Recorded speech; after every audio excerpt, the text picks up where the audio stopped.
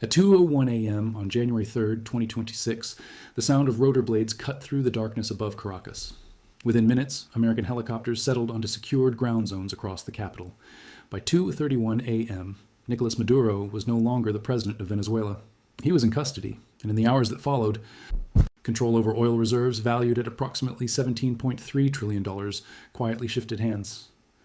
To most people watching the headlines, it looked like another geopolitical shock, another foreign intervention, another crisis in a distant country. But this moment had almost nothing to do with Venezuela itself. What happened that night was the visible surface of a process that has been unfolding for more than 2,000 years, repeating with mechanical precision across history. Once you recognize it, you can no longer ignore it. Empires do not collapse randomly. They follow a sequence, the same sequence, every time. Right now, the United States national debt sits above $38.5 trillion, expanding by roughly $6.2 billion every single day. Interest payments alone have now crossed $1 trillion annually for the first time in history. At the same time, more than 142,000 millionaires are relocating across borders this year, the largest voluntary movement of private wealth ever recorded. These facts are not disconnected. They are not coincidences. They are signals, clear markers of where we are in the cycle. The Venezuela operation was not the beginning of anything new. It was a symptom of a system under strain, an empire deep into the later phases of expansion, trying to preserve stability by reaching outward for tangible resources. History shows that when nations reach this point, outcomes become increasingly predictable. The names change, the flags change, the technologies evolve. But the structure remains the same. Rome followed it, the Dutch followed it, Britain followed it. And now the United States is moving through the same sequence, step by step. The question is not whether this pattern will complete itself. It always does. The only question that matters is who understands it early enough to respond. To grasp what is happening now, you need to see the full framework. Over the last 2 millennia, dominant empires have risen and fallen through 7 identifiable stages. Each stage flows logically into the next. Each creates conditions that make reversal increasingly difficult. The process begins with discipline and ends with desperation. We are going to walk through each stage carefully, not emotionally, not politically, but analytically. Because once you see the structure, today's headlines stop feeling chaotic and start making sense. Every empire begins the same way, with sound money and real value.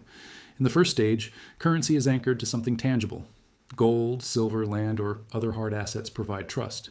Trade expands because merchants know value cannot be created arbitrarily. Productivity rises. Innovation flourishes. Wealth is earned, not engineered. Education improves. Infrastructure grows. This is the foundation phase, the period historians later romanticize as the Golden Age. Rome's silver denarius, the Dutch guilder, Britain's gold-backed pound. In every case, the early strength came from restraint. As prosperity grows, the empire enters its second stage. Expansion follows wealth. Governments invest in roads, ports, healthcare, education, and social programs. Military strength grows alongside civic projects. Living standards improve broadly. The middle class expands. Confidence rises. But beneath the surface, a subtle shift occurs. Spending begins to focus more on preserving comfort than generating new productivity. Consumption starts to outpace production, slowly at first, almost invisibly. The third stage emerges when maintaining dominance becomes expensive. Global influence requires military projection. Trade routes must be protected, allies defended, conflicts managed. Costs rise faster than revenues. Taxes increase, but never enough. Leaders face an uncomfortable choice: reduce commitments or manipulate money. Historically, empires choose manipulation. In ancient times, coins were diluted. In modern systems, money is printed. The mechanism changes, but the effect is identical. More currency chases the same amount of goods. Inflation begins. Trust weakens. Foreign holders quietly diversify. Stage 4 is where urgency sets in. Confidence in the currency erodes, so the empire seeks real assets: oil, minerals, strategic resources. Military actions increasingly align with resource acquisition. Public narratives emphasize security or stability, but the underlying objective is material. Hard assets are needed to support a financial system losing credibility. This is not strategy born of strength. It is preservation under pressure. This is exactly where we are now. Venezuela holds roughly 303 billion barrels of proven oil reserves. At current market prices, that equates to approximately $17.3 trillion. On January 3rd, 2026, the United States secured control over that resource base through direct intervention.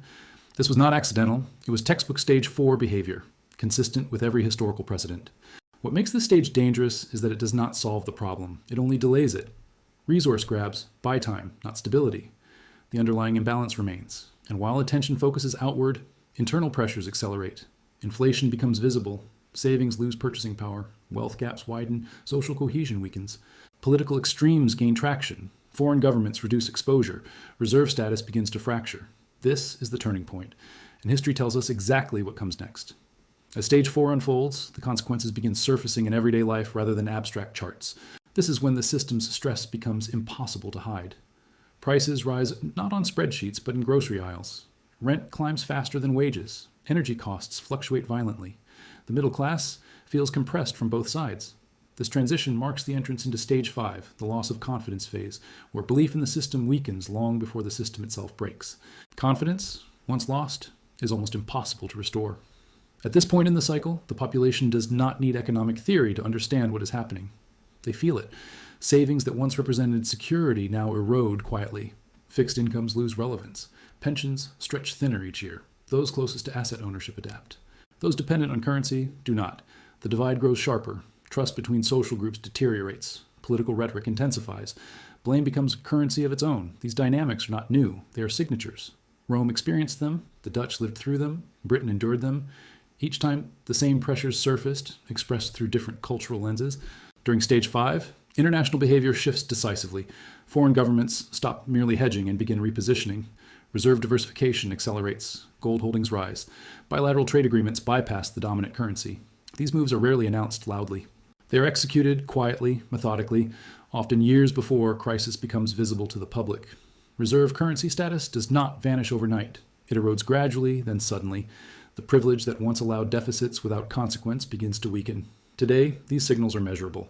The dollar's share of global foreign exchange reserves has declined significantly from its peak decades ago. Alternative settlement systems are expanding. Major economies increasingly trade outside traditional dollar frameworks. This is not collapse. It is preparation. It reflects rational actors responding to long-term risk. History shows that by the time these changes become headline news, the process is already well advanced. Meanwhile, capital behaves faster than institutions. Wealth does not wait for official declarations. In 2025 alone, approximately 142,000 millionaires relocated internationally. Projections for 2026 suggest that number could exceed 165,000. This represents the largest voluntary migration of private capital ever recorded. The destinations are not random. Jurisdictions offering political stability, low taxation, strong property rights, and asset-friendly regulation are absorbing this flow. The motivation is not lifestyle, it is preservation.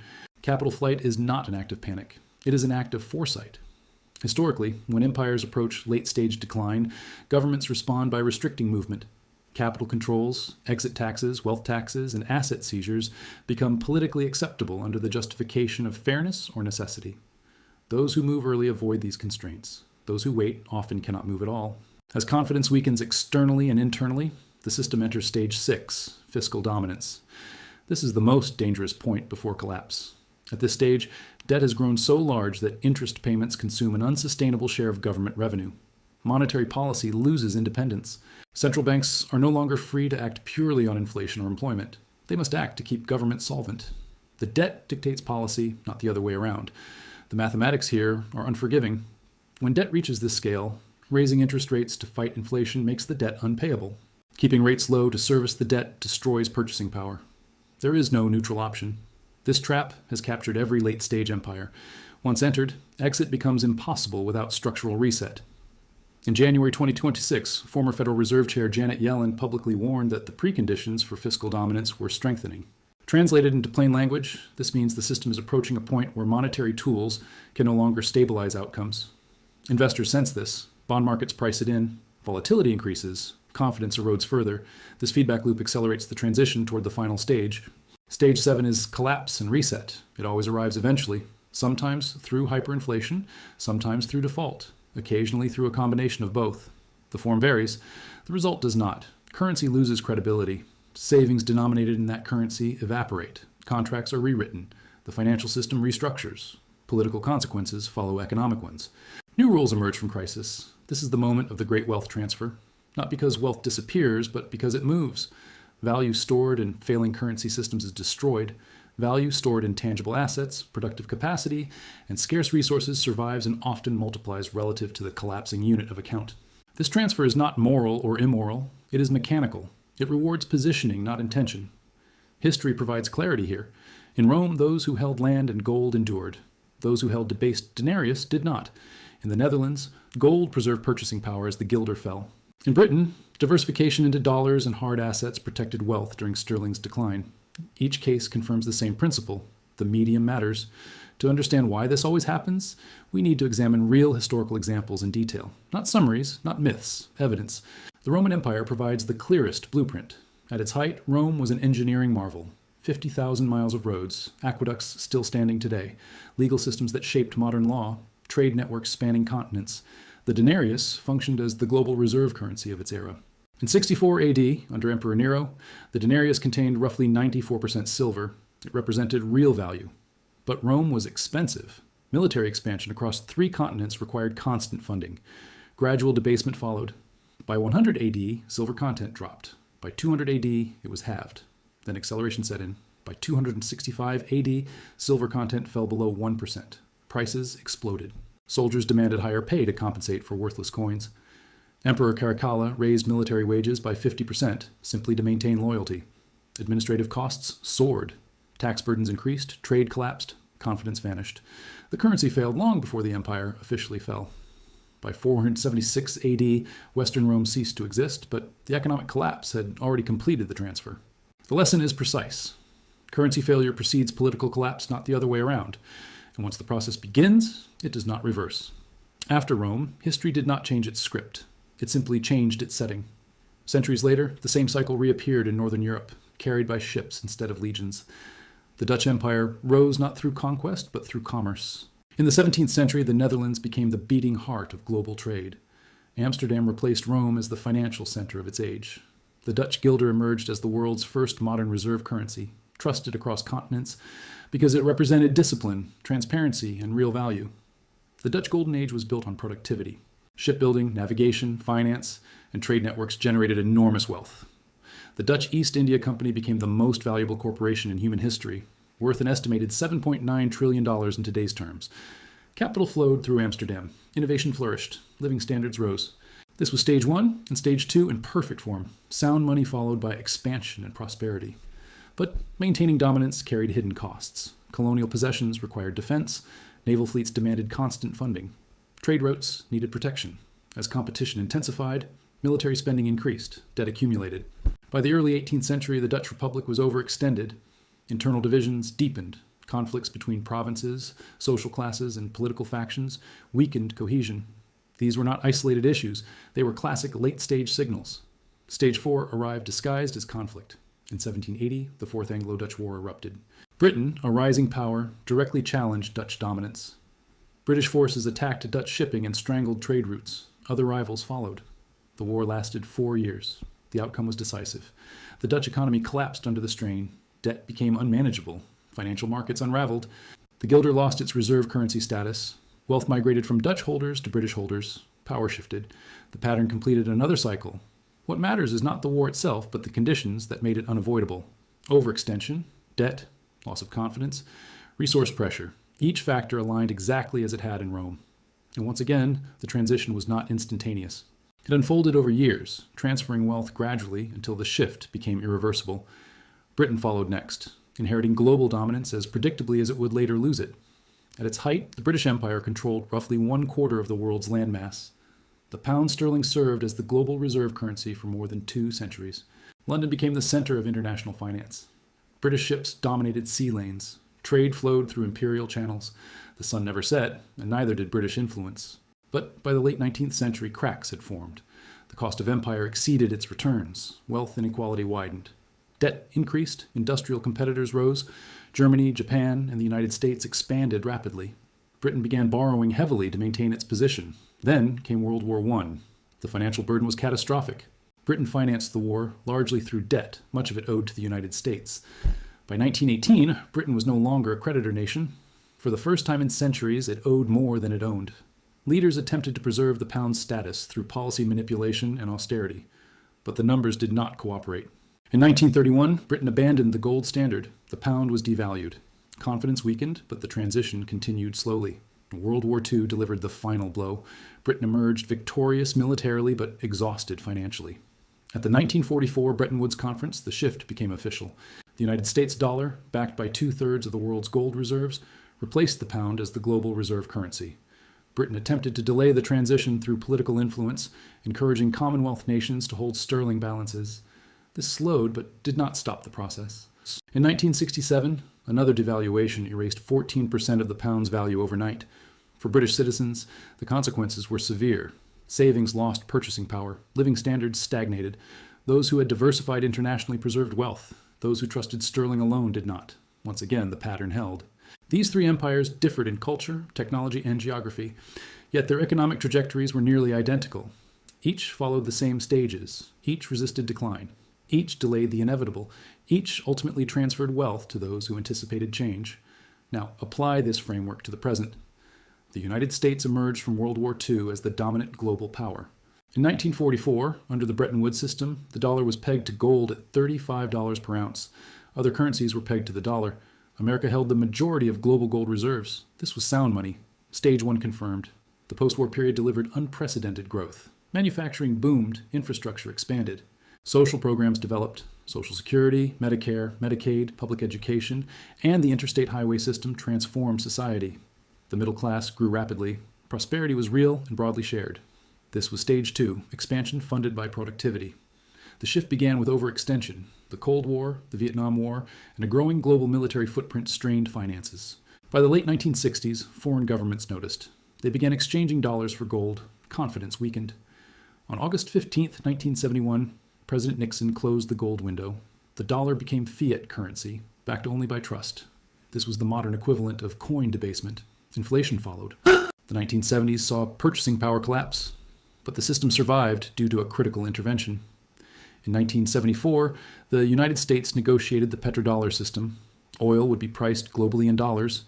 In exchange, the United States provided military protection to key producers. This created artificial demand for dollars and extended the life of the system. It delayed collapse, but did not cancel the pattern. Today, that delay is ending. The petrodollar's influence is weakening. Alternatives are emerging.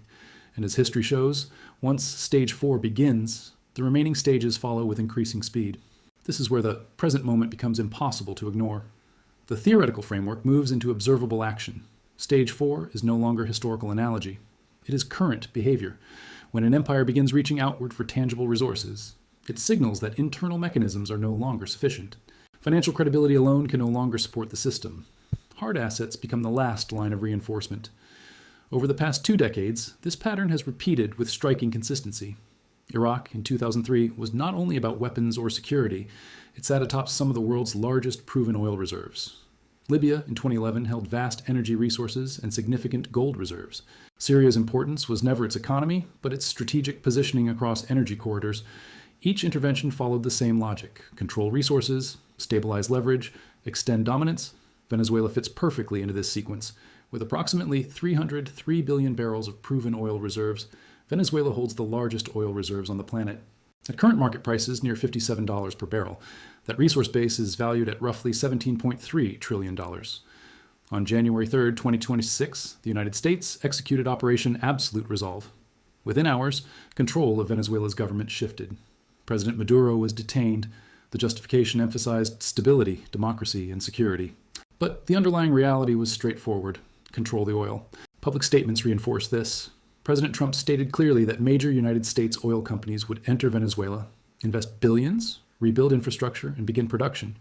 Translated into plain language, this was resource acquisition. And history tells us exactly why this happens at this stage. When fiat credibility weakens, empires seek tangible backing. Oil is not ideology, it is collateral. But this is where the illusion breaks. Resource acquisition at this stage does not restore stability. It buys time. Venezuela's oil infrastructure has been severely degraded. Restoring production to peak levels would require an estimated $180 billion and more than a decade of sustained investment. Even at full capacity, Venezuela would account for less than 1% of global oil supply.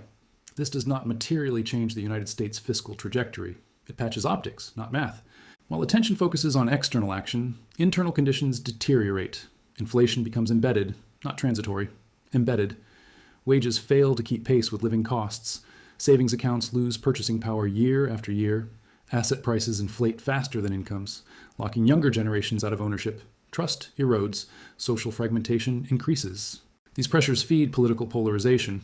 which in turn accelerates policy instability. Meanwhile, foreign governments continue repositioning. The dollar AS share of global reserves has declined steadily from over 70% in the early 2000s to below 60% in recent years. This shift is gradual by design. Sudden moves would destabilize markets. Instead, central banks accumulate gold, diversify currency holdings, and sign bilateral trade agreements outside traditional dollar frameworks. These actions signal preparation, not panic. Capital markets sense this shift before politics does.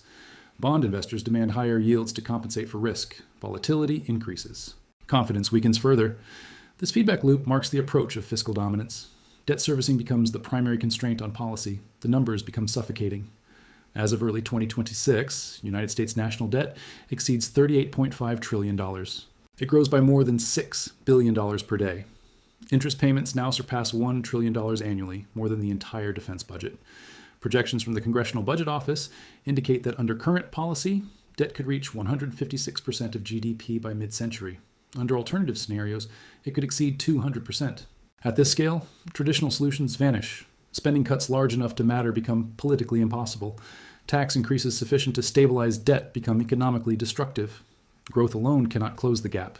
The system relies increasingly on monetary accommodation. This is the essence of fiscal dominance. The central bank cannot raise rates without triggering insolvency. It cannot lower rates without debasing the currency. It is trapped. Former Federal Reserve leadership has acknowledged this risk publicly. In January 2026, Janet Yellen stated that the preconditions for fiscal dominance were strengthening. Markets heard that message clearly. When credibility weakens at the top, confidence erodes at the base. This sets the stage for the final transition. Once fiscal dominance is entrenched, collapse becomes a matter of timing, not possibility. History offers a range. Some systems last 5 years, others stretch 20. But none escape the endpoint. The catalyst varies: a failed bond auction, a sudden loss of reserve status, a geopolitical shock. But the mechanics remain constant. When the final stage arrives, it arrives quickly. Currency devalues sharply. Inflation accelerates or debt defaults. Savings denominated in the collapsing unit evaporate. Pension systems strain. Social contracts fracture. Governments respond with controls, capital restrictions, emergency measures. Wealth transfers complete themselves through force of arithmetic. This is not speculation, it is documentation. Every major empire that reached this point experienced the same resolution. And in every case, those who preserved wealth did so by understanding the pattern early and positioning accordingly.